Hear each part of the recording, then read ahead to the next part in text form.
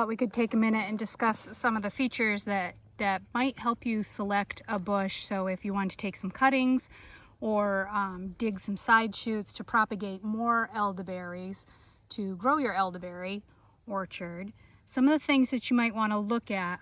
Now this is actually a pretty short bush. This is only, I don't know, about a few feet tall.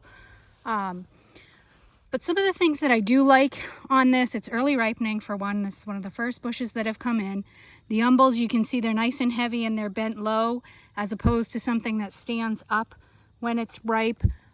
That helps protect them a little more from the birds. The birds have a harder time getting to the underside to eat them, where if they're standing upright, they'll just come and swoop them right off the top.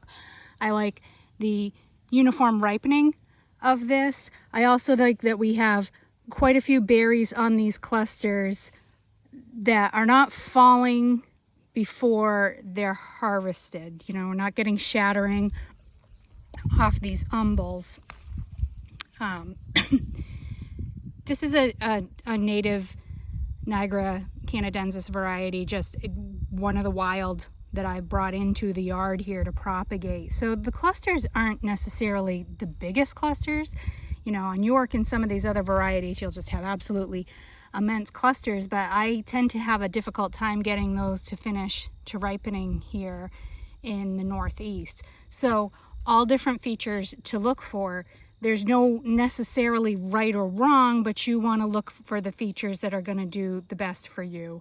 It's tough when you have bushes that are just really sporadically ripening, where you have green and red and purple all on one bush at one time, because it does take a lot of berries to add up to something, to be able to do something, especially if you're looking towards sales or something at some point. So you do want to select some bushes that have some of these better characteristics and that you're going to be able to utilize in the end. Now sometimes that takes some watching and some experimenting. The really fortunate thing is that elderberries are so easy to propagate. You know, you really don't have a lot to lose by picking a few favorite bushes and going ahead, taking some cuttings, sticking them in the ground. Ideally, the best time we take cuttings is in the winter when they're dormant. Stick them in the ground in the early spring, like as soon as you can get them in the ground, and they'll start rooting. They're so cold hardy. But I also am not opposed to being a little bit of a rule breaker.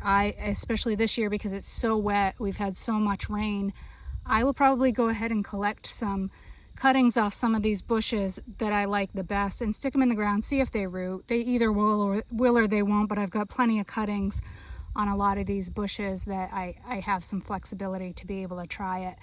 And then, you know, other than that, tag the plants, tie a flag on it, make a note of where the plants are that you liked the looks so that you can come back when they're dormant in the winter, when it's a little harder to tell which ones have these great features, and you'll know which ones to take cuttings from then.